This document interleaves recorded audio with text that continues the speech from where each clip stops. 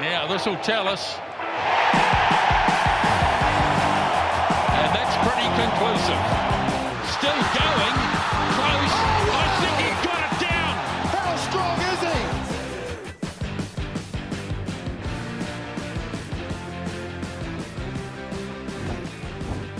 he? Welcome back to the Pick and Go Rugby Podcast, everybody. Thank you for joining us once again. Not a lot of rugby happening on the field over the past week, but there's still plenty to talk about, and I'm particularly fired up because we get to talk about my favourite rugby competition that you can bet on, at least the NPC this week. Joined in studio by the man holding it all down for us, Richard Liddy. How are you, Richard? Yeah, good. Thanks, Patrick. I've been missing my buddy at work this week, but so good to see you virtually. But yeah, happy to be here. Plenty to talk about still. The rugby gods are still smiling down on us, and plenty coming up in the next couple of weeks. Thanks, Rissy. I miss you too, bro. If you are watching on YouTube, as you can see, is Paul Moata. We've dragged him away from the roulette table at Sky City for 40 minutes or so we could get some rugby chat out of him. How are you, Paul? Lucky 13. That's where I'm going tonight. Lucky 13. Very good. And just like yourself, really looking forward to the start of the NPC season. It's a great time. We sort of go back to our roots. But it's a great time to make a bit of money as well. Oh, yeah, for sure. Well, what's the over-under on hookers? We're back to score tries over the next 3 months. It's got to be in the triple digits, right?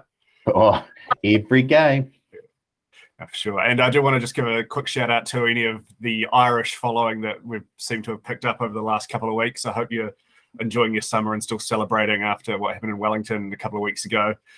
Enjoyed all the comments on YouTube in particular from you guys last week. So feel free to jump in again this week, and maybe we can help you adopt an NPC team for the season as well if you do hang around. Speaking of the Irish rugby side, though, before we get to the NPC, there's still been plenty happening in the All Blacks camp over the last 7 days. Ian Foster finally fronted the media last Friday, New Zealand time, and I think the collective response from the country as a whole was a bit meh after that. No changes named in the coaching staff at the time, just a couple in the All Black squad with Shannon Frizzell and Ethan de Groot coming in for Peter Gus-Sowakula and Carl Tuanukuiafe. But then on Sunday afternoon, the news broke that Jason Ryan is now going to be taking charge of the All Blacks forwards, replacing John Plumtree, and Brad Moore also leaving the setup with Ian Foster taking on his role as attack coach, it seems like. But Joe Schmidt is, I think, going to be significantly more involved in that area too, from what I can tell. So yeah, lots going on there. Richard, what was your sort of take on the whole thing? Was it about what you expected, more or less change?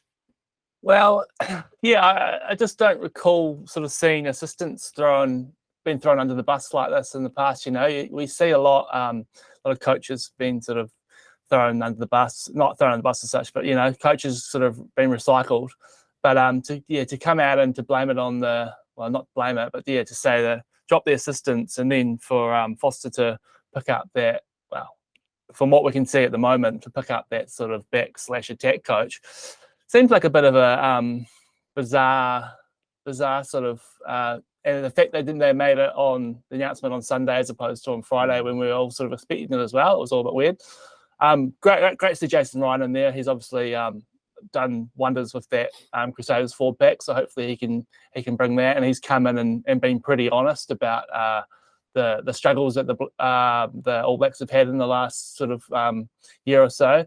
So hopefully, I see he was talking a lot about the maul, which is obviously something which we had issues with against Ireland, and I'm sure we'll have issues with against South Africa. So good to see him come in and how do you say? Yeah, like I don't know, say we've got issues here. We need to deal to it. But yeah, it was all about the way it all went down was all a bit bizarre. I mean, Paul said it last week: if you're going to make a change, and we probably thought that change might be at the top, but not for now. How are you feeling about all this, Paul? Is it getting shuffling deck chairs vibes, or are you happy to see the changes they've made? It certainly has that vibe. But first of all, congratulations to the Irish. It was a pleasure having them here. They played a wonderful brand of football. They learnt a number of things from their first test loss, made adjustments, and totally outplayed the All Blacks, to be fair, in the second and third test. So they were a wonderful touring side. Their supporters are a great bunch of supporters as well. They were fair dinkum. I hear they celebrate even when they lose. Crikey, when they win, boy, do they celebrate. It was great having them in town after the third test. But if we look at if we have a look at the All Blacks, Jason Ryan is a fantastic forward coach, and he will add to that All Black coaching team. However, one of the reasons given for, first of all, picking Ian Foster and retaining him was the fact that they thought his assistants were a better package than Scott Robertson's assistants. They've now got rid of those assistants and replaced them with one of Scott Robertson's assistants. So I just don't understand where they're going with this. I think we'll see a much more, unified forward display in the next few weeks. But I just don't see things changing a hell of a lot outside of that. It's always tough going to South Africa, and we've got 2 tests in 2 weeks in South Africa at altitude. If we come out of there with 1 win, that's a huge, huge victory, I think, for the All Blacks. But I can see them going 0-2, which means the All Blacks will be 0-4 from their last 4 starts. So I don't know. Does something change after that? Does something happen if that happens? Where do we go, Patrick? Let's cross that bridge if and when we get to it, shall we, Paul? I mean, I'm choosing to be positive about this. I think Jason Ryan, obviously, his record speaks for himself. That Crusaders pack's been absolutely epic ever since him and Razor took charge. The rolling maul stats, the lack of tries they conceded off them is pretty stunning. We went through all those when the Hurricanes kicked for the corner at Sky Stadium earlier this year. It's certainly a square peg and square hole sort of situation, right? Like there's a very obvious issue there, and they've found the right man for the job. But in saying that, I would have been as high on, well, I was as high on John Plumtree's appointment when he took the job. Like the guy, his track record was as good as it gets. He did wonders with the Hurricanes forward pack. He did an awesome job as the Ireland forward coach under Joe Schmidt before that.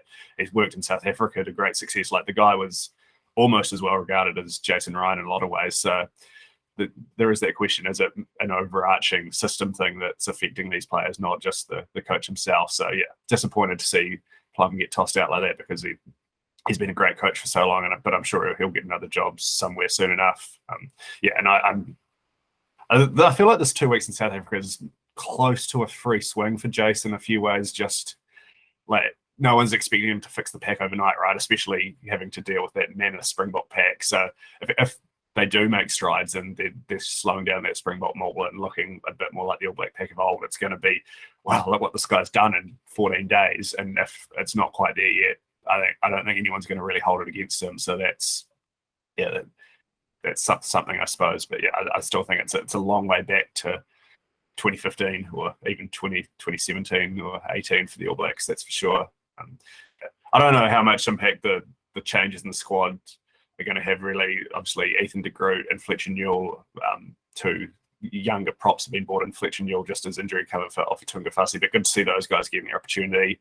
I thought Peter Gasso-Cool has been very, very, very, very, very, very, very hard done by, tossed out after really just the 2 appearances. I don't know, seems all very reactionary to me. I'm getting Shannon Frizzell back in there. Yeah, I don't know if you guys had anything you wanted to add on the personnel changes in the squad itself. Well, you know my thoughts on Peter Gass. I love him. It's one of my favourite players to watch out there. Yeah, I was pretty gutted and thought that was really, really hard done by for him. And the fact that I thought if they bought anyone in, they might have bought Cullen Grayson. Frizzell's obviously a great player and he has tested it at international level, but Grace has been one of the form, sort of, if not the form, sort of 8 in the country over the last, not maybe second form 8 of the country over the last sort of few months. So I'm sure he'll get a go at some point. But yeah, and the props, yeah, good to see a bit of youth in there. And we talked last week about de Groot. He's obviously taken some advice on board, so I hope he gets a good shot in these games in South Africa and sort of can show what he's made of. Yeah, for sure. Anything else to add on that, Paul? Or we move down the... No, well, it's almost like, well, it's Peter Gus's fault that we lost. Yeah. basically. He was quite good in the first test, wasn't it? And it wasn't like he was bad in the second test at all, was it? You know, He had and, that one drop ball, which is like, Right, yeah. I mean, that's not really symptomatic of a larger issue with him. there was a few drop balls in those final 2 games of that series. So if you I guess what you take from that is, basically he was, well, they've dropped him. He's the only one who's really been dropped. And so, because Carl's going overseas, isn't he? yeah. It's, no, you've lost me. Yeah, we'll move on, shall we? Oh. Just quickly, not a lot, and this won't affect anything in the super short term, but do want to give a shout out to a friend of the podcast, James Marshall, who's been announced as one of the Crusaders News backs coach for next season. Exciting times for the Pick and Go family as a whole, so we'll jump on that bandwagon, and excited to see what Jimmy. He's got a big season coming up with Tasman. Obviously, has done a lot with that backline over the last few years, so that's great news. He wouldn't have got there without us. Congratulations, congratulations! What a lad! I've heard his analysis on the Pick and Go podcast. Yeah, the lad himself. He's joining. Maybe they heard him tipping the Blues in the final, and just that was the last needed to come back to your roots, son. Yeah, very exciting news. And then I know some news that Paul Moata you'll be incredibly excited about, and you, Richard, both as proud Hurricanes fans. Great Brett Cameron has inked with the Hurricanes for the next 2 Super Rugby seasons. Obviously, he's been talked about plenty on this podcast over the last 12 months. I don't know if there's a whole lot to say. I just wanted to give Brett a shout out as well. Very exciting news for everyone in the another All Black in the squad. So good to excited to see what he can do, and how that backline will just throw a few more spanners in the works to that Hurricanes backline, and we'll see whether next season they can achieve the goal of once again playing a different backline every game. Look at that, we're only quarter of an hour in. We've mentioned a Manawatu player. Who would have thought? We're talking about an All Black first 5, Paul. Wow, we are talking about the NPC this week, Paul. So Patrick's saying it's Bowden's fault now. I have no idea how you got there, but we'll all be. Yeah, you won't be laughing about this segment in 8 months' time when Brett Cameron's tearing up Super Rugby defenses all over the place. So got that to look forward to. But on the subject of Brett Cameron, we might as well move on to the Bunnings NPC, which is set to kick off in about 10 days. It's getting to that time of year, so I think we'll just sort of the bookies got opened the odds up on Monday afternoon, I believe it was our time. So I think we'll just go through the teams. We've all gone and ranked them ourselves independently, so we'll see where we sort of agree and disagree. But we'll work through the teams in order that the bookies have them, starting from the top and working our way down to Southland and Northland, who they have the biggest prices of all. But just first, I thought we should maybe give a quick refresher of the format, given it has changed from last season. It's back to the one prize to play for now. No premiership and championship. Two divisions, odds and evens. Just like a roulette table. Yeah, but they should have just called it red and black. That would have just got all in. But so you play the not green and white. Well, I would enjoy that more. I would have gone with North and South, build up a bit of those regional rivalries and everything like that, but that's not the way they've gone. Yeah, so you play the 6 teams in your odds or evens division, and then there's 4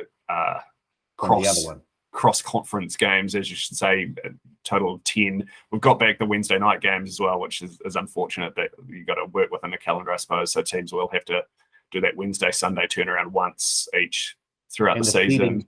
The seedings are based off how they finished last season. Yeah. And then it's not just done by one big table, though. The tables are split odds and evens, and for the first round of the quarterfinals, number 1 in the odds plays number 4 in the odds, 2, 3, same in the evens, but then they cross over for the semi-finals. So it's a bit, you essentially just get straight quarterfinals, but we do know who can and can't play each other, at least in the quarters at this stage. But so I think we're all in agreement. Side, 1 plays 4, 2 plays 3. Same on the even side, and then the winner of those games, is it the highest qualifier plays the lowest qualifier from the opposite? Yeah, so the winner of 1 versus 4 will play the winner of the 2v3 games from the other sides. Yeah. which we got plenty of time to figure that out before we get there, but just let the punters know. But just looking at the conferences as I was doing my research, it seems like the Evens conference is the much harder conference. Onto tennis lane, then your destination will be on the left. You really are too, Paul. Is that the Uber coming to pick you up to take you to the casino? I turned that off. How does it turn itself back on again? Yeah, thinking, what are all these things doing on my phone? Oh, I've been hacked. I was going to say the same, Patrick. Yeah, what is it? The three favourites are all on the even side, aren't they? Tasman, Canterbury, and Auckland. So yeah, and then you throw on Taranaki, who were the best team in the country last year. Yeah, exactly. Going to be a very hard slog for Manawatu, North Harbour, or Northland if they want to be making a quarterfinal. Whereas, on the other, providing some very juicy odds as well. We'll get to that shortly. Believe me, that price jumped, and I think they've already come in. They were $18 at opening, and that's very quickly been slashed to $15. So, but no one watched the NPC last year. Apparently not. Yeah. So that's how many games do they have the All Blacks back for, though? I guess, and what sort of depth do they have in their squad to get through the early rounds when the All Blacks aren't available? Will the All Blacks be available at all? Well, yeah, this is probably an overarching point, so we don't need to play it just Taranaki, but the last year they were all over in Queensland, the All Blacks, right? So they couldn't release guys at the sort of the tail end of the squad, those edge guys who weren't getting a lot of rugby. Whereas this year, once they get back from South Africa, aside from the 1 week where they go to Australia, the All Blacks are going to be based in New Zealand for the better part of pretty much the entire rest of the tournament. So these French guys, which in particularly in Taranaki's case, Stephen Perifet is one who jumps to mind. I think they are going to play a decent amount of NPC this year, certainly more than we saw them play the last couple of years where they were in biosecure bubbles and overseas and couldn't be released. But we will get to Taranaki shortly, but they are obviously not at the top of the market. Geordie's the sort of player who would play for the All Blacks on Saturday and then turn up for Taranaki on Sunday. Yeah. Yeah, we know. Yeah, they've got these midweek games. Maybe you can do the Argentina, Taranaki, Australia triple header in the space of a week. But like I said, we will get to Taranaki shortly, as desperate as Paul Mighty is to talk about them, obviously. But we've got to start at the top of the market where James Marshall's fighting Tasman Mako once again, the bookies' favourites. They couldn't quite get the three-peat done last year, going down very narrowly to Waikato in the final after winning the previous two finals. Now made the semis every year since 2014, but becoming one of the most consistent forces in the New Zealand Cup / Mitre 10 Cup / ITM Cup / now Bunnings NPC. A little bit of change this year, obviously most notably Andrew Goodman, who's been the head coach for the last few seasons. He's off to Leinster to take charge of their backs. So they've got co-coaches in the form of Gray Cornelius and Dan Perrin taking charge. 19 of the 23 players who were in the matchday squad from last year's final are back this year, but only 13 of the 23 from the team who beat Auckland up in Eden Park in 2020. Some notable guys. There started to be a little bit of attrition in the backline in particular. David Havili didn't play last year, but was a key member in 2020. Mark Talia has gone back to North Harbour, but was also gone from last season, though. Lisa Whanginuku obviously is one of the big outs this year. I think he was top try scorer in the competition last year, but you imagine he's going to be with the All Blacks for the majority of this season. Paul, do you think this is the year maybe a bit of attrition and that lack of depth starts to catch up to Mako, especially with the coaching change as well, or are they just so talented that you can backing them to be there or thereabouts again, no matter what? Well, so we're a bit of a dollar each way there, to be fair. It's almost a sort of a perfect storm for them with the coaching changes that they've got this season, plus the fact that their squad maybe doesn't have quite as much, well, not as much known depth as it's had in the last 3 or 4 seasons. So they're still a very, very good squad. I'm sure the two co-coaches who are coming in know the business. It's just how they get through those initial rounds without their All Blacks. And also, as you say, they're in the group of death, I guess you could call it, for want of a better term. So I still see them there when we get to the business end of the season. I don't have them winning it, though. No, all right. That's fair enough. How about you, Richard? What are your early thoughts on the Mako for 2022? Yeah, I mean, I'm not diving into the 350 in the outright market, but as you said, like they've been there or thereabouts since 2014 was it? So yeah, they'll definitely still be in that sort of they'll be in the top 8 at least. I don't know if I've quite got them in my top 4. I think I might have them sitting just outside my top 4, but there's still plenty of talent there. Just losing the light. I mean, Whanganukau in particular. I mean, he was probably one of the player of the tournaments last year, if not the player of the tournament. I think he was he? Did he end up joint top try scorer with Kim's Fabling, was it? Maybe. So I'm just pulling up the numbers now. Yeah. He had 8 tries, which is the most of anyone last season. So yeah. So so it's a big loss, but there's a few players there who'll be wanting to sort of step up, and I think Mitch Hunt's one to definitely watch. I think he was, a little bit underwhelming for the Highlanders this season, and he'll be wanting to sort of, I don't know, put his hand back up and say, I can play at this higher level and perform and run a team.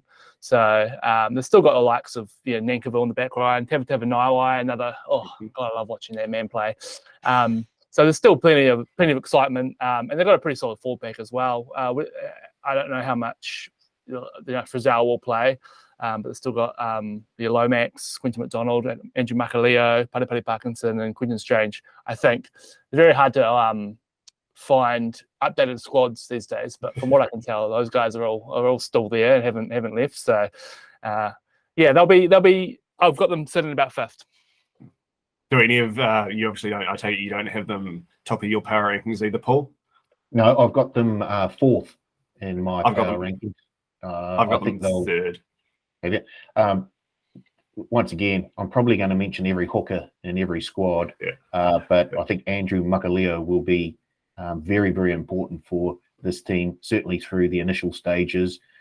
As Rishi said, Nankivell out the back line, and Hunt, who he really sort of fell away in the latter part of the Super Rugby season for the Highlanders. So looking for him to sort of step back up and show us the sort of skills that we know he all has. But it just didn't quite go right for him in that Super Rugby. Well, to be fair, it didn't go right for a lot of Highlanders in that Super Rugby season just gone. So they're the 3 players that I'm sort of looking at, Makaleo, Nankivell, and Mitch Hunt.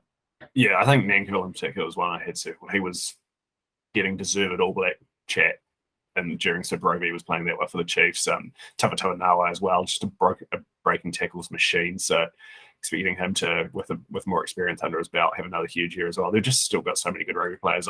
At the price, I'm not as interested, but if you did force me to pick the team I think is most likely to be there at the point end of the season, I think they have the least question marks about them around all the sort of. I've probably got a top 6, and then it cuts off to a second tier, and I'd say they're the safest bet to be a semi-finalist out of those. But I don't think maybe they have the ceiling of a couple of other teams, which we'll get to later.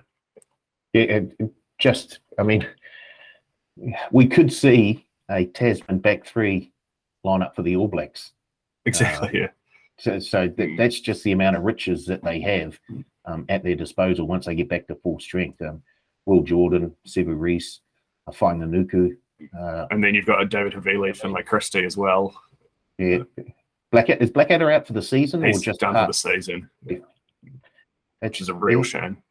Yeah, it would have been great to see him run around in that Tasman pack. Anton Segner, another young player as well in that pack, who is only going to get better, I think, with obviously came to the game later than most in this competition. So I think he could take another huge step forward. Yeah, I just think still got a lot of really good rugby players. All right, we'll move down the market to the bookies' second favourites. Just slightly bigger price in Tasman at $3.75 is Canterbury, who have not been the Canterbury of old over the last couple of years after they went on that massive run sort of towards the start of the decade. They obviously famously just missed relegation 2 seasons ago. Still haven't forgiven you for not playing your full-strength team in that last game of the season, Auckland. Just remember that. And then did make the semi-finals last year, Canterbury did, but we're only 5-4 with a negative points differential and lost to Waikato in the semi-final. I did find it interesting, just looking back over the last 2 seasons, no premiership team has scored fewer points per game than Canterbury in each of the last seasons. So it wasn't even like they've had one down season. They've struggled to score points relative to the other sort of big guns in the competition each of the last 2 years. So they've responded to that by, I think the official line was Ruben Thorne and Mark Brown, who were co-coaches, have stepped down. But then Marty Burke, who was the attack coach and has just led Rugby New York to the Major League Rugby Championship, he's been promoted to head coach. Tough start for him, though. they do get Manawatu week 1, but then it's Wellington, Taranaki, Tasman weeks 2 to 4. So even probably chalk up a win for them in week 1. Although that is just me saying this, but Canterbury don't have the best record against Manawatu compared to the Biggers. Last year. Yeah, they 120 or something like that. We beat them down there 2 years ago. But then Wellington, Taranaki, Tasman after that is a very tough sort of 3-week stretch if this team's not hitting ground running. Already been a little bit affected by the All Blacks with Fletcher Newell going to be over in South Africa for those first 2 games at least. I still think that looking at the pack, it could be absolutely monstrous. You got Tamati Williams, Ollie Jaeger, Zach Gallagher, who looked really good for the Crusaders, Reed Prinsep, Tom Christie, Cullen Grace. Should be an All Black, so I think he's set for a huge year. And Billy Harmon as well in that loose forward trio. Like, so many really solid Super Rugby players set to be in their pack, and I think that'll be pretty dominant. But yeah, a lot of question marks in the back line, plenty of talent, but not really guys who, like we've said with the struggles to score points, have managed to sort of put all their talent together. Richard, I'll throw to you as our resident Canterbury fan and not resident, but son of the Canterbury region on the podcast. What's the mood like around the traps, around the group chats ahead of this Canterbury season? Look, yeah, I mean, you said it there, Patrick. You look at the squad and the talents there. I think they've probably got the most depth out of any team from what I could sort of see as far as my sort of local rugby knowledge goes. Plenty of their full pack. If it gets rolling, they could do some real damage. Plenty of good players there, and then the back's still that question mark at 10. I think Fergus Burke, someone is really going to need to once again sort of like Mitch Hunt stand up. Fergus Burke, he had a few goes at the Crusaders last year, this season, but it wasn't sort of like it's still such a massive difference between him and Richie. If they get Richie for a few games, it'll be massive for them for the attack.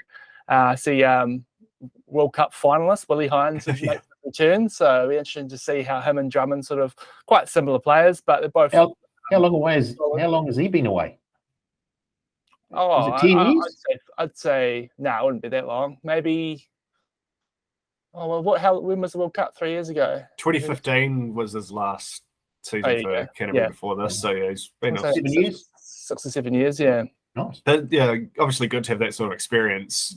And such a young backline, like and Drummond's a more than capable halfback himself. So and then having Enor and Bridge there, well, potentially having Enor and Bridge. You imagine definitely Bridge and Enor there sort of really bulk that back line up. And they've got Manasa Mataili, who's been playing over for the Force year, him coming back as well. So I'm pretty high on Canterbury this year. I think they'll you can just never write Canterbury off, can you? So I've got them finishing in my top 4. I've got them second in my power rankings.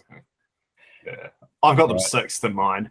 I'm just in terms of proving it on the field, they haven't done anywhere near as much as some of the other top teams. I originally had them outside my top 4, and then when I looked at the squad and just the depth, I sort of bumped them up, and then it was the Canterbury factor. So it could go either way, but yeah, you can never sort of write off Canterbury. Yeah, I do think there's a little bit of red and black baked into this price, though. I'm not quite sure when you compare their track record to some teams. Well, as you said, there's a couple of teams a bit further down who their price should be a lot shorter. So yeah, there are a couple of teams I'm like legitimately think I might need to get bets on before the end of this podcast because the price is that big. So, unlike Rissy, I'm not wearing red and black sunglasses today, so I can give a more neutral view of the Canterbury team. And I agree, the All Blacks loss is Canterbury's gain in Cullen Grace. He is a huge in for them this season. I was really surprised that he wasn't named in the Rugby Championship squad to head over to South Africa. So that's a huge plus.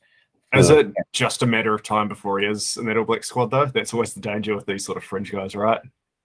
Right. So, yes, it is. But then what do the All Blacks do with their loose forward combination?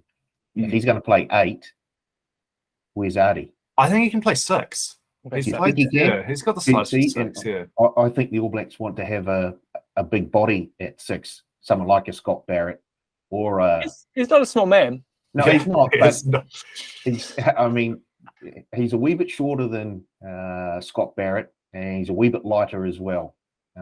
So, personally, I don't care what number 6, 7, or 8 you put on Artie. You just have to put the jersey on. Crikey, I've taken it away from the NPC again. And I've gone on to the We'll leave that. There'll be plenty of All Black talk next week when we have a look at the first test. But going back to Canterbury, that forward pack, even with the outs they have, is still very, very formidable. I'm surprised by that stat that Patrick just threw up around Canterbury not scoring a lot of points. And I don't see them scoring a lot of points, certainly at the beginning of the season. So if that forward pack can dominate other sides, and I think most sides they probably will, they'll be in quite a few games, but they do have a very, very tough start to the season. So if they can get through that with a couple of wins, I'd say that's an above average return for the first 4 weeks. I've got them finishing 7th. So I can't touch the price that they're at the moment. No, I'm not having a piece of it. Just being in that evens conference, if they do get off to a bit of a slow start, you're staring down the barrel of a trip to Tasman or Taranaki for a quarterfinal, which is no easy feat. And just like I said, they do have the talent in the back line, but I'm not sure they have quite the ceiling of these real top teams. So, especially at the price. Another one I'm certainly a layer on, as you would say. As I said, 6 in my power rankings. Move on. They don't have the depth that they used to, just because of that migration to Tasman. Tasman are basically the Canterbury of the top of the South Island these days. That is what people call them. Well, they have been at a number of at least semi-finals over the last 5 or 6 years. Sure. Yeah. All right, we'll move on to the team Bookie's third favourites. I think probably the team hardest to assess for me, or close to it at least, of all the title contenders. One reason, because they haven't actually named a squad anywhere from what I can tell. So there was a lot of scrolling back through Instagram highlights, but also obviously Auckland, who the Bookies have $5 third favourites in the outright winner market, only played the 2 games last season before COVID dealt an early blow to their 2021 campaign. They did look good in those 2 games. They beat Canterbury at home and then went down to Blenheim or Nelson, can't quite remember which one, sorry, and were competitive in a loss to Tasman. Obviously hosted the final, going down narrowly to Tasman the year before, so do have some runs on the board.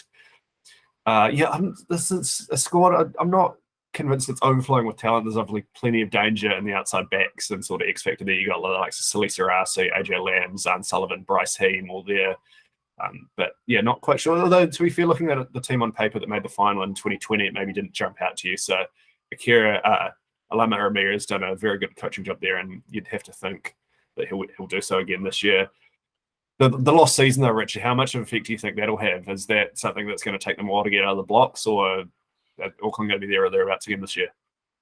I'm pretty happy to give them a bit of a relay this season. I think the lost season last year is really going to hurt. Probably hurt the other 2 teams a bit more. The 3 teams more. How many was there? 3 or 4? Yeah, 2 others. Yeah, 2 the 3 Harbour teams.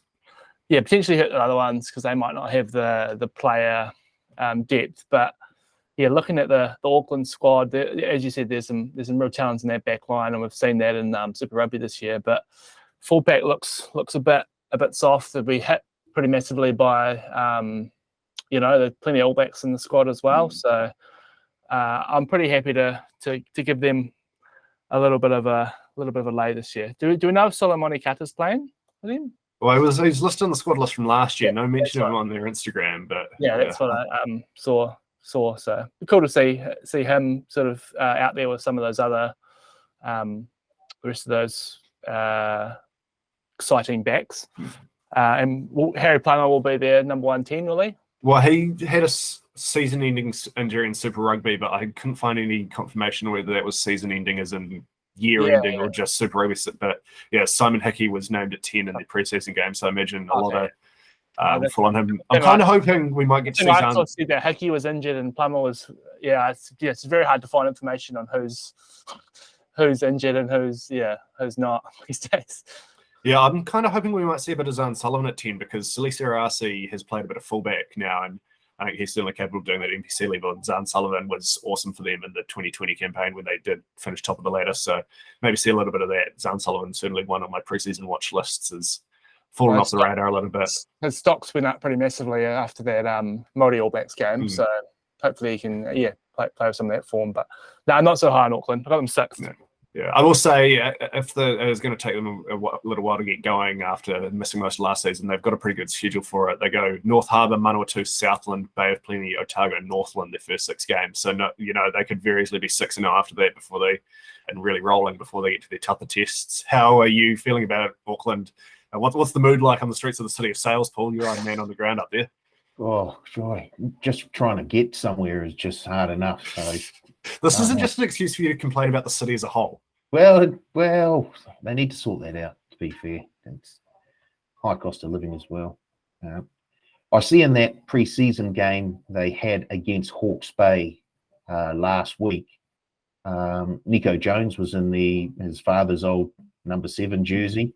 And I'm just having a look at some of the players that are on the sideline. Alex Hodgman, Bryce Heen, Salesi Rayasi, as you say. Simon Hickey was in the 10 jersey. Tofa Funaki was halfback in that game. So it's, I guess just how quickly they can get on the ground and running after that sort of disrupted season last year will go with. But as you say, the positive thing for them, they have a fairly easy run to start the season. So they could put a few points on the board before things start getting tough. So, I don't have them going as well, I think, as some of you guys may have.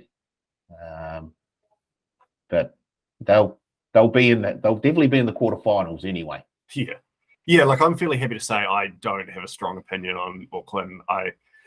They might not quite fire. They might not have the firepower of other teams, but at the same time, it wouldn't surprise me at all to see them right up there at the pointy end if they do hit their stride, especially some of those backs really click. So unless there's anything else to add on there, we'll move on to Paul Mawadi's Wellington Lions, who are 4th in the outright winner market at $6. 2 years in a row now they've missed the semi-finals in the Premiership after being beaten finalists in 2019.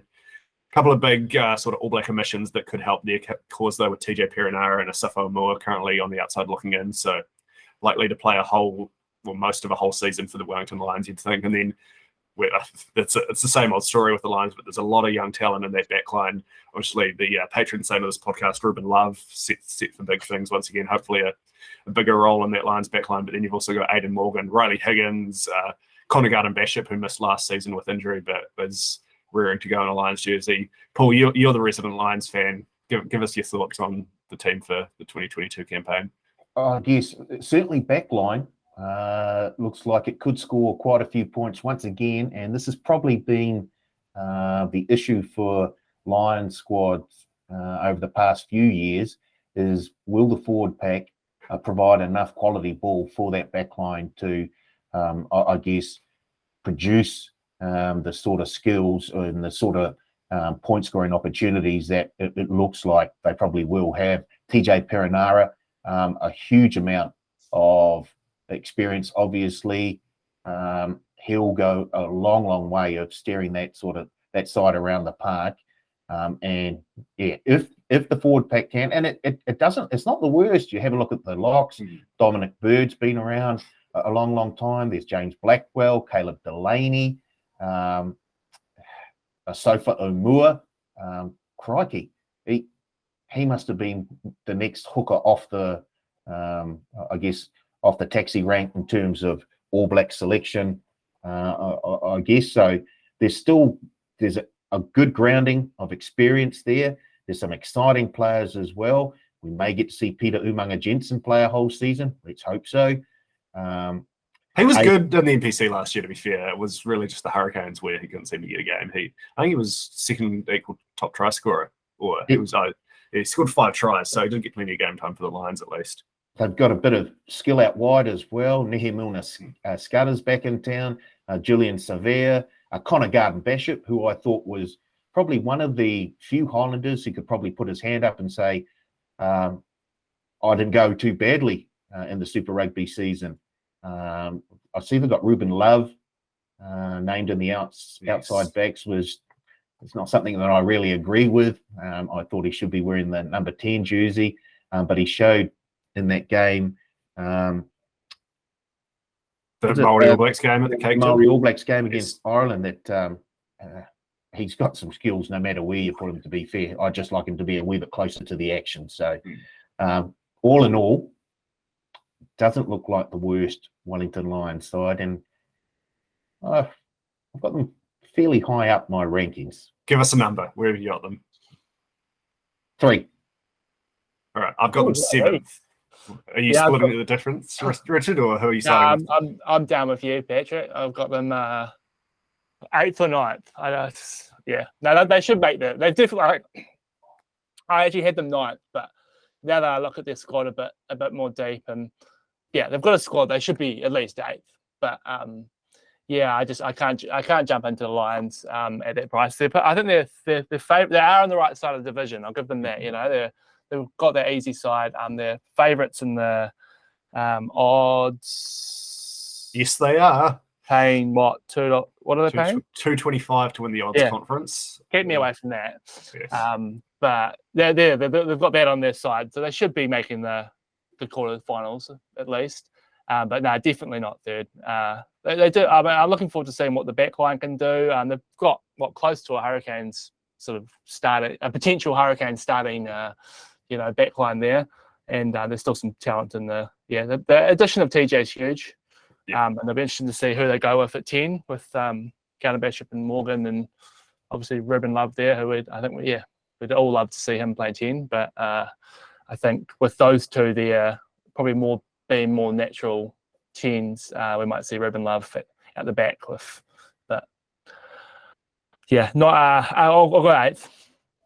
Yeah, no, I've got them 7th, and for me the big concern is just up front. Paul did touch on they've got a bit of talent in the second row. James Blackwell has been very solid for the Hurricanes, but Dom Bird's just dealt with so many injury issues. I'm not sure if we'll get a full season out of him. Caleb Delaney, another player I've been really impressed with. Only one prop with Super Rugby experience in the squad, which is certainly a concern. They do have an excellent forwards coach, front row coach. They're a very astute man, so I'm sure he'll get the best out of all his charges. But it's certainly not the most raw talent out of any of these top sides to work with. So I think they're another team that's probably unders in the arrow winner market. I'm shocked to see them hit such a short price in the odds conference compared to arguably 2 of the 3 best teams in the country last season, like Hawke's Bay, another team flying under the radar that we'll get to shortly. But I'll be leaving Wellington alone. I see they've signed Solomone Sakalia, who played in the New Zealand Colts back in 2011, I think, or 12. So he'll add a little bit of depth to that front row stocks. So pretty exciting player. I'm really starting to warm up to Wellington's chances now. Here we go. All right. Can't wait to have a bad bet with you when they play someone decent.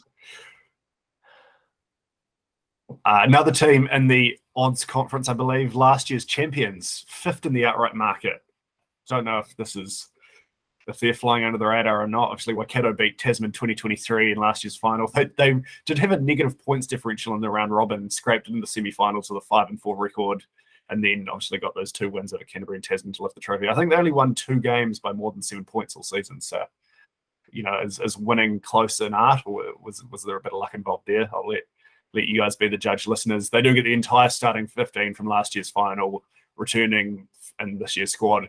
On top of that, of course, Damien McKenzie is in the squad for now at least. Who knows when he'll be pulled into the All Blacks camp. Alapati Leilua as well. The fans of the Hurricanes and the Mark Hammond era will remember him very fondly. He's joined the squad for this campaign. And Luke Jacobson, who's missed out on All Black selections, another big name who they'll be seeing a lot more of in Waikato colours this season. I'm also a massive fan of some of the young talent, particularly in the back line. Gideon Rampling, who I know Beavers got massive reps on, has worked with him a bit at age grade level.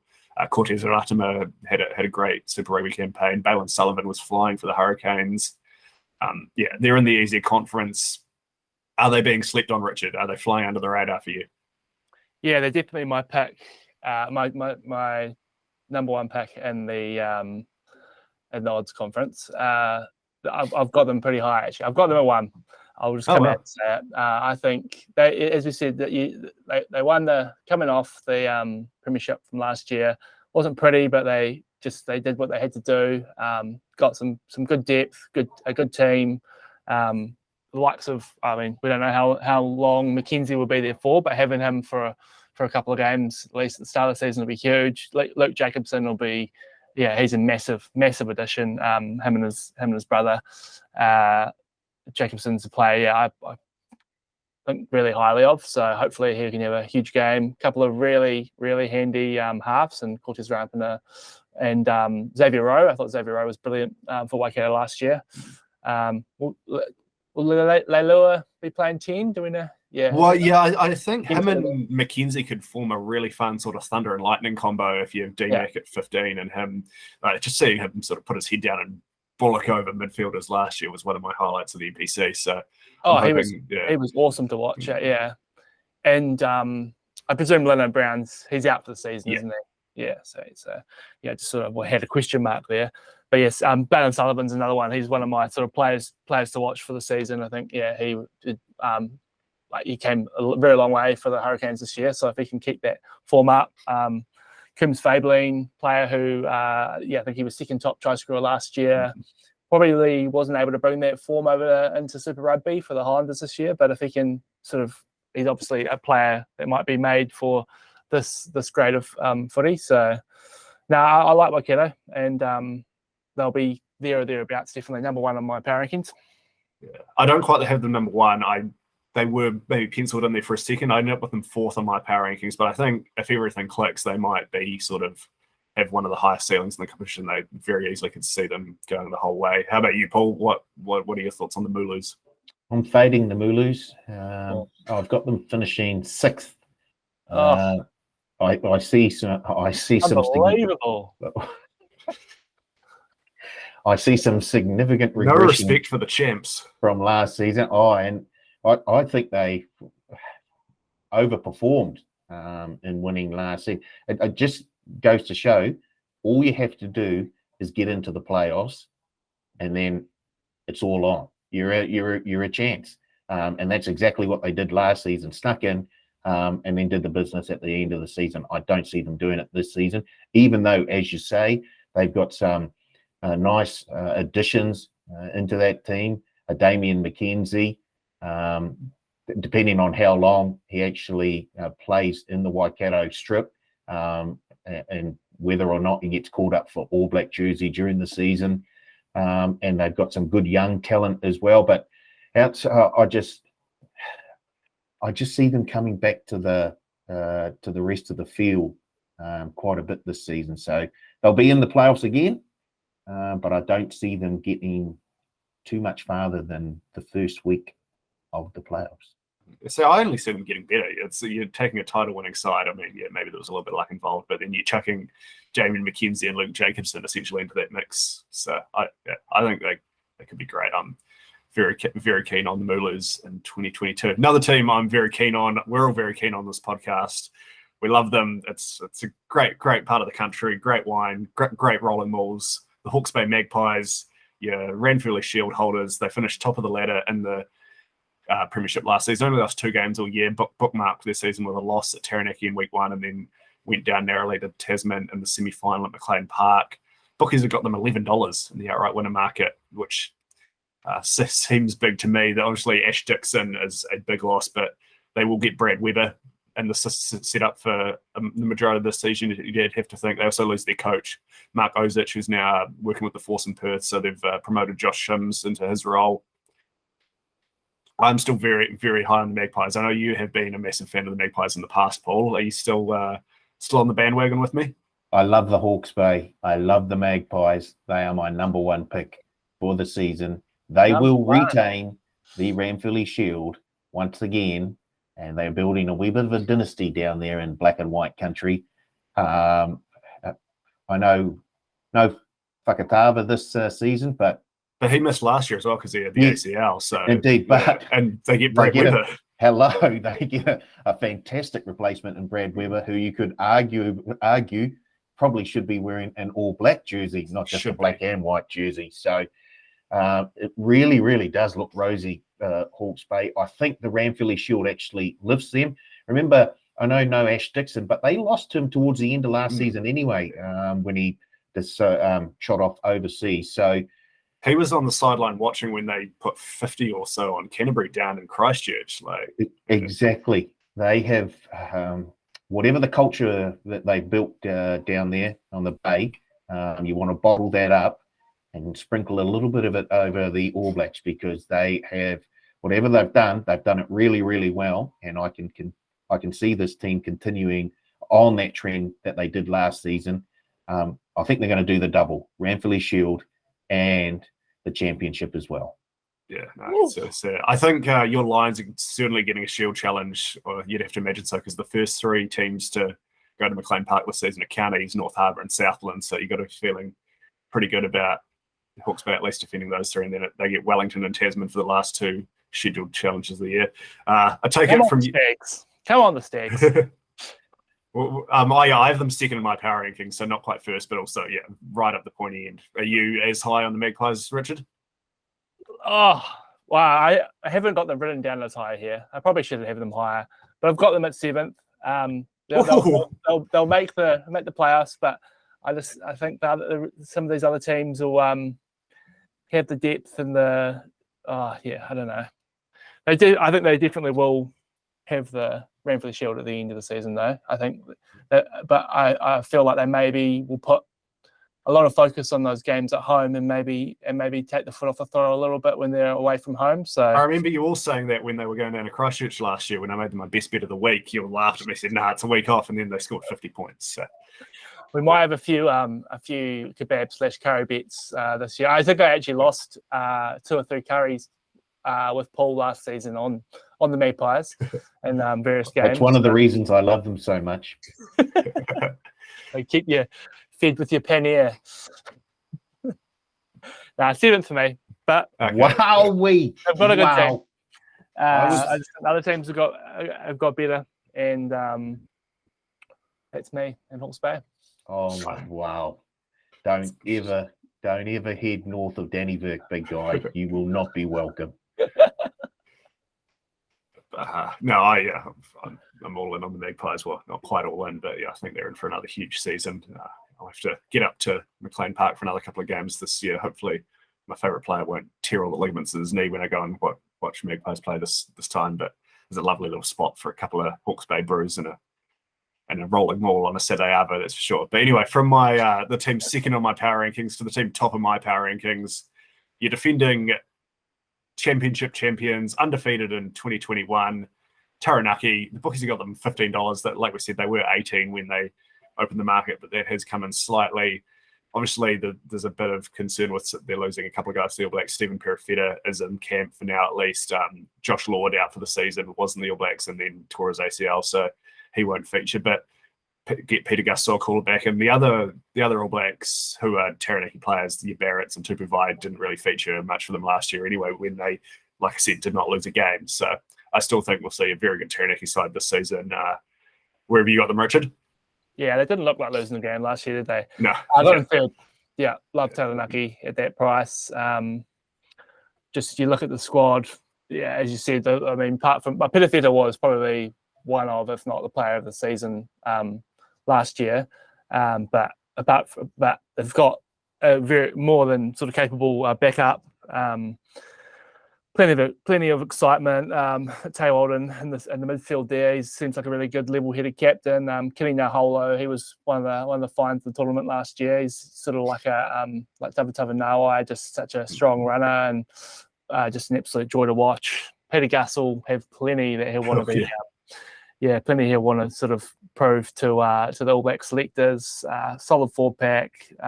Love him. Third, and my second top bet for the Evens conference at $10. I know it's the hard conference, but at $10, like they were so good last year, and at $10, even if you don't want to take them outright winner for the whole comp, $10 to win the Evens comp could be not a bad little bet. And they've got great depth in the forwards. Like, they were winning games last season when they were forced to play Bradley Slater at open side and things like that. They were absolutely hammered with injuries and still flew through the competition looking It barely just didn't troubled. look like lose. Yeah, it just didn't look like losing Yeah. last year. You know, like so. No, happy to take them pie. I've got them third, but they probably should be second. Yeah. No. How are you feeling about the Taranaki campaign in 2022? Paul, are you expecting any drop off? I love Taranaki. They're my beaten finalists this year. I think they go a long, long way. I agree with Rishi. I think they're great. My two value bets are Hawke's Bay and Taranaki. They're the two teams that I'll be getting on to win the outright premiership. And I also like the $10 on Taranaki to win their conference. I think it's a fair bit of overs there for a team that, as you say, because of how the season unfolded, didn't sort of get the just rewards that they deserved, but they did the business. They played some great rugby, basically with the squad that they've got right now, without their All Blacks. So I'm really looking forward to see how they go. And okay, what are they? They've come in the outright 15 outright. Yeah. There's still value at 15 for mine. So I love them at 15. Love Hawke's Bay at 11 to win the NPC, and I also will have a little stab on Taranaki at $10 to win the Evens Conference. I'll be joining you in all. I have to imagine we're going to see a fair amount of Stephen Perifeta playing for them this year. Even if he does remain in the All Black camp, he's probably not going to see a whole heap of game time outside the Argentina test, with obviously you got Bodie and Richie and Geordie and those sort of 10-15 jerseys ahead of him. So I imagine he'll be released a fair amount to go and tear up the NPC again like he did last year. So yeah, I'm very keen on the Taranaki. We'll start running through the teams a bit quicker from here on out now, because we have already been recording for an hour. And but I don't know about you guys. Hey, good, NPC. Yeah, I think that's sort of my tier. These are the teams that can win the championship. I don't think there's anyone else below this who I see as legitimate title threats. So I think we're sort of Manawatu? Well, we'll see what happens with Nani. Here we go. Are you guys in agreement though? There's anyone else outside the top? What's this? The top 7 we've covered that you think could win it all? Nah. No. I found a power play that I quite like. I do like. Otago. We're going to do that. We'll run through it. Because Otago is next on the list at $18. Richard likes them. I'm not so keen. For me, they're probably the team this competition the last few years has been less than the sum of their parts the most of anyone. They did make it to the championship final last year, beating a Brett Cameron-less Manawatu in the semis. So there was that. But yeah, they're once again, they've got all sorts of talent in the back line. Josh Ioane, Jonah Nariki, Vilamoni Karoi, Imunga Jensen, etc. Some significant losses. Liam Coltman, Kane Hamilton, Matt Fedis and Seo Tompkinson all gone from last year's squad. I'm very, very pleased to see they've noticed the Bush Pigs' success in the under 85 kg National Cup last year. So recruited a couple of members of that setup, and Kieran McLeay and Jack Leslie, who was playing preseason for them. I think that more NPC teams need to start looking to the 85s grade for their recruitment. But on a serious note, who don't know, Patrick plays for the Eastbourne 85s. And how far did you make it last season, Patrick? No, it was 2 years ago. We made the semi-final, the national competition, and got beaten by a very strong Eden Lizards outfit. But yeah, on a serious note, they do have some young talent in their forwards as well. Guys like Fabian Holland, Christian Leo, Willie, Sean Withy. But yeah, I'm just like, this is a sort of fool me once, fool me twice situation with Otago. They always they have these moments, they have all this talent, but they never quite put it together. I take it you're expecting a bit more from them this year, Richard? Yeah, I've got them 4th. Wow. Otago. Oh my goodness. Otago. Where did you have Waikato? What? Oh no, sorry, you were high on Waikato. Waikato first. Yeah. And Hawke's Bay 7th. Yeah, well, but I'm really no. I'm sticking with my guns. Oh my! Otago 4th. How much is Tylee paying you? Yeah, our bosses from Otago just. This is ridiculous. There needs to be an inquiry. No, there's plenty to like about the team. Plenty of excitement. There's a couple of players there who'll be wanting to put in a big season. Josh Ioane in particular. I think Sam Gilbert's one to look out for this season. I presume he'll have to sit out a couple of games, will he? His rest of his suspension. Yeah, I'm not quite sure how that works. Did he get to miss some club rugby? But I do think him and Ioane sort of could form that 10-15 tandem. Josh Ioane was playing a lot of good rugby for Otago towards the end of last season. Obviously, he didn't quite kick on for the Chiefs, but Yeah. And Gilbert seemed to go right in the 10 duty for the Highlanders. So. Yeah. So whether I imagine that Josh will play 10 and Gilbert 15. I mean, they could even switch it around. Josh Ioane's played a bit of 15 here and there for the Chiefs this year and stuff. So we'll see. But no, I like them. So I'm going to go fourth as a little smoky. I think they're about 18 in the outright market. So not a bad bet. And $10, $8 to win the odds, which is their week. They are. Yeah, they are on the right side of the draw there. Does that give you any confidence in Otago, Paul, or are you taking them on like they're away from Otago. Do not touch them. Don't. I can't. No, something. I'm not sure what Rissy's up to. There's something dodgy going on here.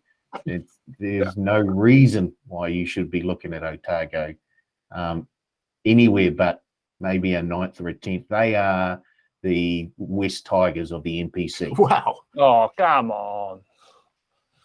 Don't do it. Sorry, that's insulting to the West Tigers. I take that back. They'll make the 8, Paul. They'll be right on the fringe, and if they get a game go their way that Colin Hawke isn't refereeing, then they might sneak into the 8. Deep cut.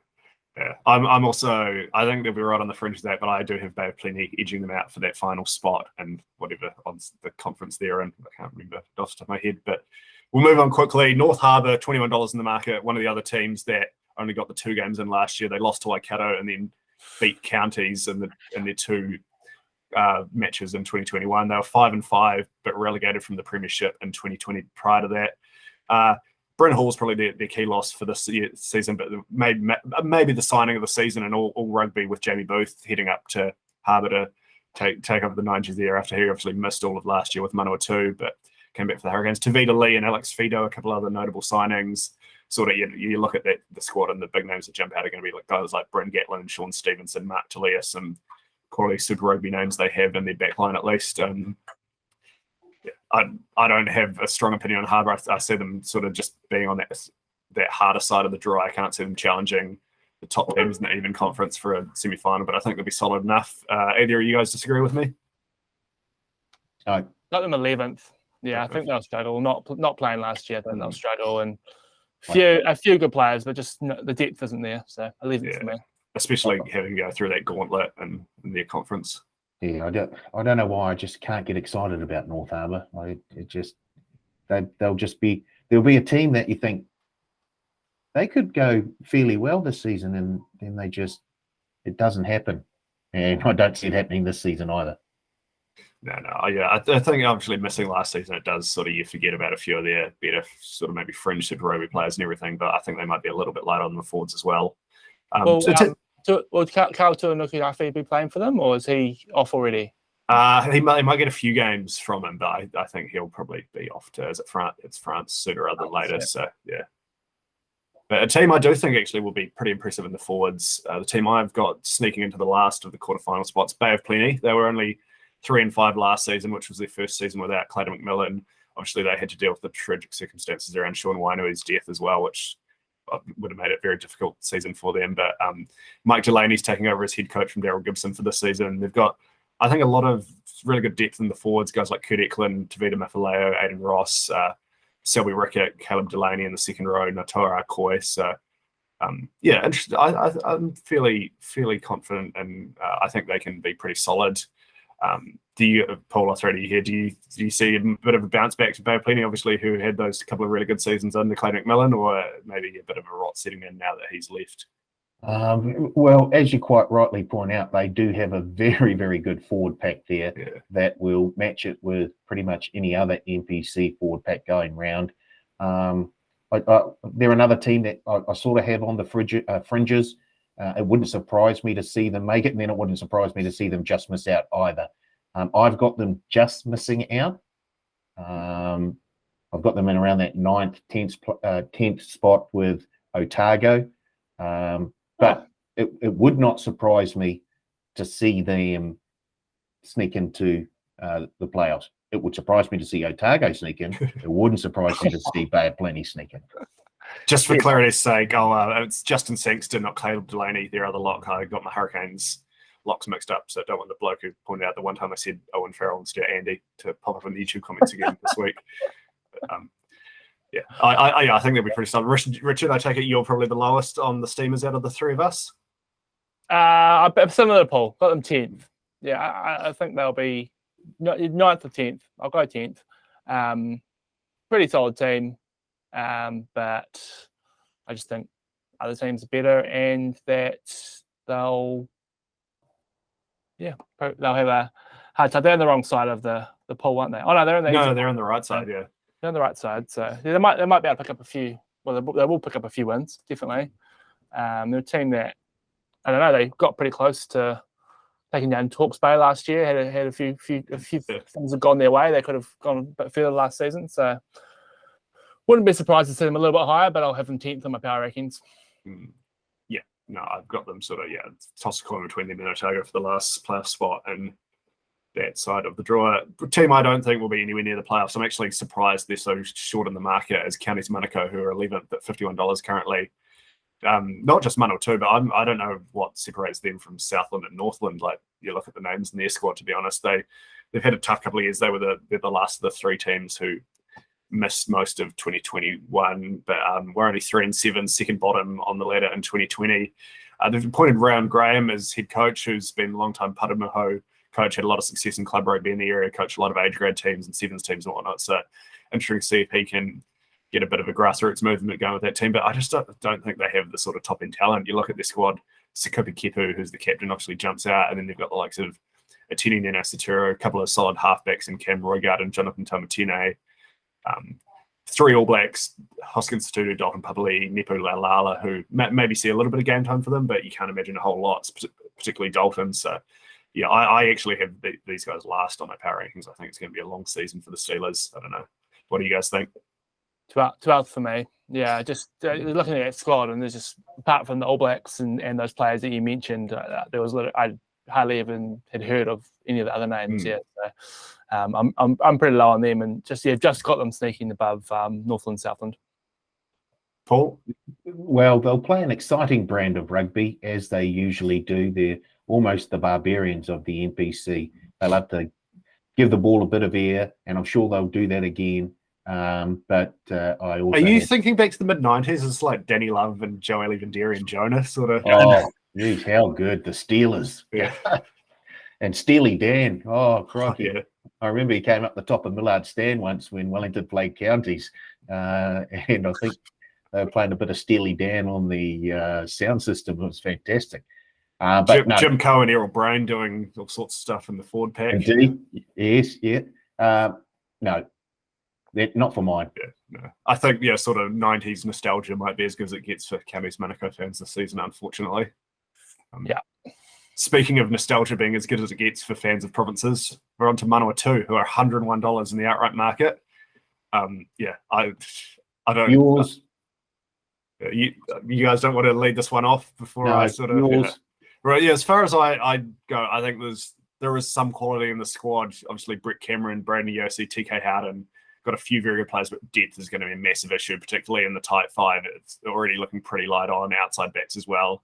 We've got, I think, a very, very good starting back three, and Enfida, Tima Whanganukau on the wings, Drew Wild, who had a good season last year at fullback. But if they pick up any sort of injuries, particularly those key players, you just look at what happened to Brett once Brett Cameron went down and started missing games for the Turbos last year. So I think they'll see maybe have a couple of good performances, but I just think they'll struggle, especially being on the harder side of the draw, to really front it up front with the big guns. And talk about tough schedules out of the gate. You go Canterbury, Auckland, Hawke's Bay, Waikato and Tasman, 5 of the first 6 games. So going to be starting off behind the 8 ball, and most of the sort of winnable games on the schedule are on the road. They have to go 2 Harbour, 2 Counties and 2 Southland. So yeah, not chips haven't really fallen out the way for the almighty Turbos in 2022, unfortunately.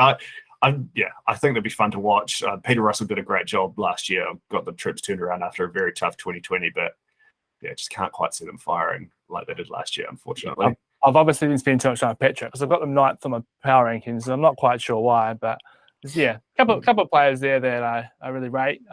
Surprised you haven't got them in the semi-finals this year. Yeah, thank you. Brandon Yossi, Yeah. is a player in particular that I can't wait to see what he can do in this level. You know, when he got a couple of starts, he came off the bench for the Hurricanes, he was just absolutely magnificent and got a couple of starts. I think that he could really, this could be a season to really, break out and put his hand up. And Brett Cameron, plenty of potential up the back. So hopefully they can stay fit. Are on the wrong side of the draw, but I'll stick with my guns and keep them ninth.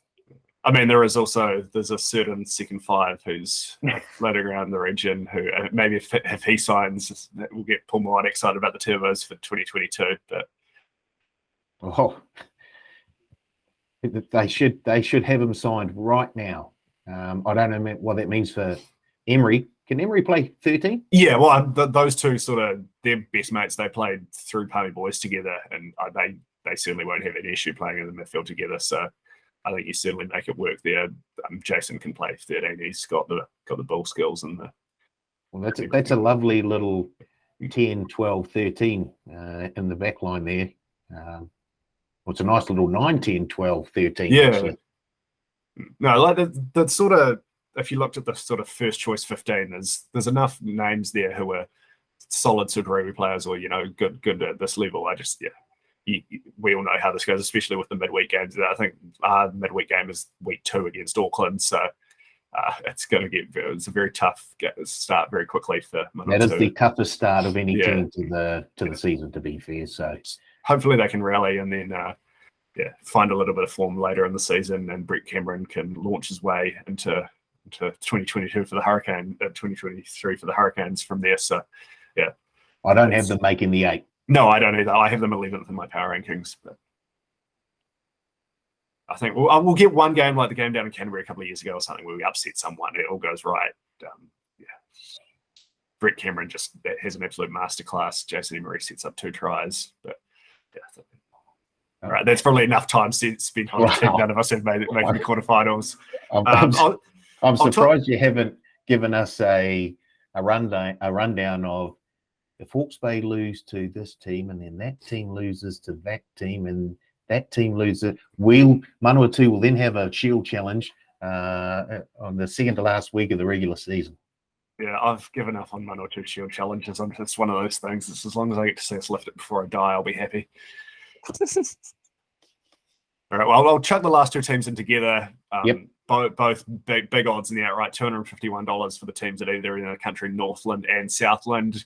I mean, neither of them are sort of legitimate title threats, or probably, even if we're being honest, quarterfinal threats to make the quarterfinals. They won 1 game each in 2022. Few household names or guys I think we can be excited to see on the park in each. Tom Robinson's the big one for Northland. I think he'll be rearing to go after probably being there or thereabouts in the All Blacks picture, but not quite forcing his way in. Southland have made a few good signings. Robbie Robinson, fans of a cult hero favourite, he's returning to the Deep South. Marty Banks has signed on for another season, and great to see Solomon Alamalo. Looks like he's going to get back on the park after dealing with some mental health struggles over the past year or so. So Southland could have a pretty exciting back 3 or back line as a whole if everything clicks there. But you guys think we could see a bit of maybe a Cinderella run from either of these teams in this season? Nah. Yes. Oh, tell us more, Paul. I think Southland are a chance, an outside chance of making the 8. A lot of things will have to go right for them. But if you look at their draw, the games that they've got a nice finisher, 2 games at home to finish the season against Counties and Harbour. They also play Wellington at home, Otago at home, and Auckland at home in week 2. So if they can pick up 3 out of 5 there at home and a win away against someone, I think that might be enough to sneak into the 8. So I do give Southland a sneaky chance of getting there. It's a tough place to go down in Southland. Canterbury went the extra time down there last season, and then they actually beat Hawke's Bay at home in 2020. So exactly, it's a tough place to go. And if the weather plays its part, it's a place you don't want to go and play a game of footy. So if a few things go their way, I can see them, but they're not going to win the comp, but they could sneak in to the quarterfinals. So I've got them as a sneaky little quarterfinalist. Maybe. I did have similar thoughts. I thought it could be a fun little outside bet if we get to make quarterfinals odds, though. Yeah, that Wellington game in week 5, you can just see it being 8 degrees and raining sideways, and the Wellington backs want just no part of this and figuring out the first flight home. So, yeah, if they could tip up Otago or Wellington at home, that makes for an interesting sort of home stretch at least. Or I will be backing them against Otago. I will be definitely. They played Otago well the last 2 years. They beat them in 2020, and it was only a last-minute try to break a deadlock for Otago last season. So yeah, up the Stags. 13 plus. I love the Stags, but I can't share their enthusiasm. I think that can be when I win the Kebab back. More than one game this season, So Northland 13, Southland 14 for me. Yeah, I can't get too excited about either of them. I'd love to see it, but thinking with my head now. I have the Stags 12th, but it's just the way the draw sets. It is one of a true home field advantage down in Invercargill. Like it's you don't get a lot of those in modern rugby, but it's certainly they're only a hop, step, and a jump away from Antarctica. Come on, maybe they should play a game there. Scott Base, great idea. All right. That does us for pretty much for our team by team preview of the NPC as a whole. It only took us an hour and 20 minutes, but we've got there. I think that's got in plenty of detail. I hope we did your province justice. If we didn't, I'm sure you will let us know in the comments, but we'll take the feedback and board and address it next week. One of my favorite things about the NPC every year, though, is just these sort of up-and-coming players or future stars you see really burst onto the scene when they maybe drop down to a lower level of rugby from being a fringe Super Rugby player, or just guys who sort of get into a different situation, a la Brett Cameron last year, you might say, and really turn it on. So just keen to hear from each of you guys if there's any players you're particularly excited about seeing in the 2022 NPC season. Our players to watch. I have about 28 of these, so no matter who you pick, I'll have a few extras to chuck in. So I'll let you two go first if you want to just toss out a couple each. Tell us the whole Otago background. Come on. Mate, I don't have any Otago players written down here, but I'll add Sam Gilbert to my list because I'm looking forward to seeing what he can do when he makes his. He obviously had a couple of starts in the 10 jersey, or maybe it was only one start in the 10. I did hear a couple of starts, didn't he? And for the Highlanders, so and we could see him there next year. The other 10 for the Highlanders, I think Mitchell Hunt, not really. I think someone who just needs to really stand up and not exactly a bolter as such, but someone I'd like to see do well. I think it'd be a big season for the Sullivan brothers, Balin and Zahn. I can't wait to see sort of what those two can do. They've really come leaps and bounds this season. And a couple of Manawatu's finest, Braden Yosse and Ruben Love. Once again, not exactly bolters, but players that could really go a long way to sort of cementing a starting spot for the Hurricanes next season. No, I would absolutely love to see both those lads have huge seasons. All on board for what you've said there. A lot of the guys you mentioned I had circled as well. Great list. How about you, Paul? Who have you got your eyes on for this season? A couple of Wellington Lions. I've got a lot of love for Ruben Love. I hope we get to see him in the 10 jersey. Doesn't look like it, but I just want to see him on the field. And Caleb Delaney, who I thought has really progressed over the last season and a bit. So I think he's probably going to have to start taking sort of the lead role in that forward pack, certainly in the locking sort of stock. So Caleb Delaney and Ruben Love. Nice one. I've got another Wellington Lions back to chuck in the mix as well. Riley Higgins, who played New Zealand under 20s. He's had an absolutely amazing season for Tony in the Swindale Shield and Jubilee Cup. Was maybe their best on ground and the loss to Norths. 23-20 to Norths. Yeah. He did pick TJ's pocket at one stage, read a pass perfectly and took it the other way under the post for an intercept try. Scored 11 tries in 6 games in Swindale as well this year. So he looks like he's got a great rugby brain, reads the game incredibly well. I think he could cement a spot in that Lions midfield and really have a great season. Another Petone teammate of his as well, Peter Lakai, who is just an enormous human being. I think we'll be seeing him having plenty of tough carries off the back of the line scrum and carrying got blokes downfield, reminiscent of another Wellington number 8. So expecting big seasons for both of them. Cortez Ratima is one I think could just sort of bolt into like legitimate All Black contention if this Waikato backline's as good as I think it could be. I think he could be a huge reason why. Not so much players to watch for the same reason, but I think 2 players who are really key to how this tournament turns out. Fergus Burke and Che Fihaki at Canterbury. They're both youngsters with a lot of talent, haven't quite clicked, but if they do have the seasons they're certainly capable of being young guns behind that Canterbury pack, that the Canterbury obviously become a lot more fearsome. So yeah, just another couple more to keep an eye on there. Yeah. Nice. Which sums it up. And finally, before we get out of here, this is a betting podcast, so we should probably touch on some odds. I think we've already sort of said who we're keen on the outrights and conference winner markets, but the bookies have lined up a whole bunch of power plays for the NPC season as well. There's about 20 odd or so in the list there. Paul, you are the king of the power play in James Marshall's absence on this podcast. Obviously, the Barretts to score 3 tries power play in the Island Series, one of your favourites. What's jumped out to you out of the NPC power play offerings? There's a $15 power play that I don't mind the look of. Northland or Southland to reach the quarterfinals at $15.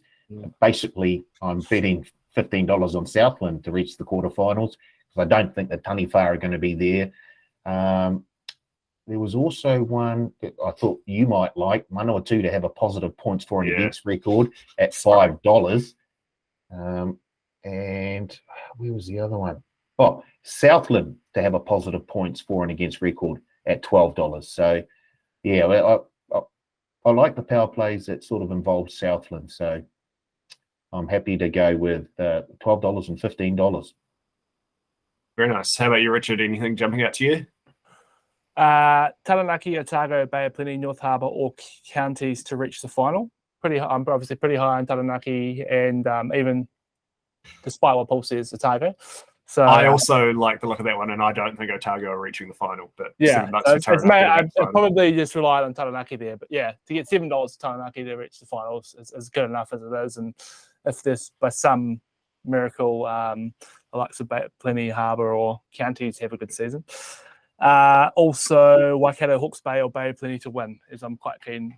I'm very keen on Waikato, so to get $6 effectively for Waikato, and then a bit of insurance with Hawke's Bay, who I'm not so keen on, but you two obviously are pretty high on. So, and I respect your rugby knowledge. So I'm going to send you a DVD, 2021 NPC highlights. You might see a bit of Hawke's Bay on that.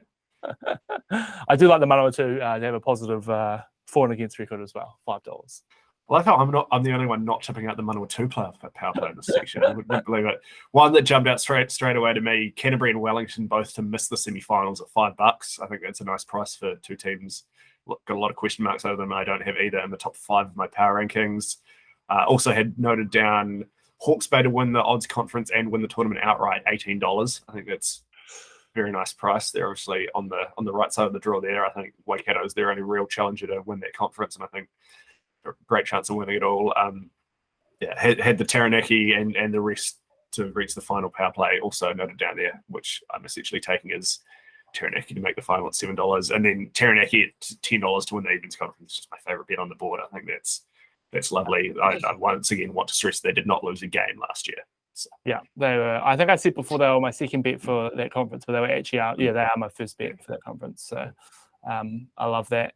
Just shout out to the punter who's put, might even be you, Paul, $100 at $15 on the Northland or Southland to reach quarterfinals.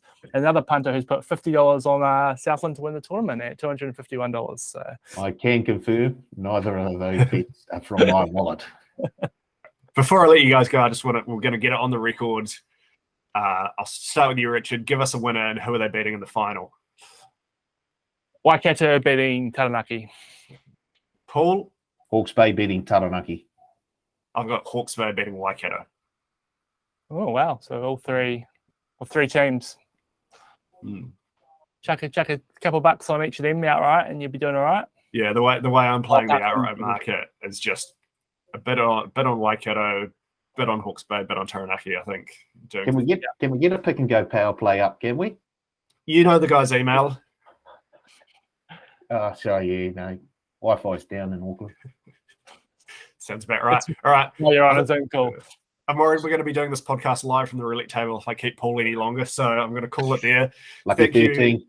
Thank you very much for joining us. Once again, if you've done well to hang on this long, you definitely deserve a shout out. Hopefully, we've still got a few listeners from abroad hanging around as well. Really appreciate the support. So let us know what you're thinking about the upcoming NPC season in the comments. Let us know your players to watch as well. I don't have much of a short list, so I could do with adding a few more to that. And we'll definitely be back next week because it all gets underway in about 10 days' time. We've got Rugby Championship. We've got a full round of NPC action. It's all go. It's going to be huge. I can already see you're absolutely bursting with excitement for it, Paul. So talk to you all again in 7 days. Enjoy your last weekend without a lot of rugby for a long while because this time next week it's couch and let's lock and load. Yeah, let's do it. But yeah, have a good weekend and we'll talk to you all next week. Cheers, everyone.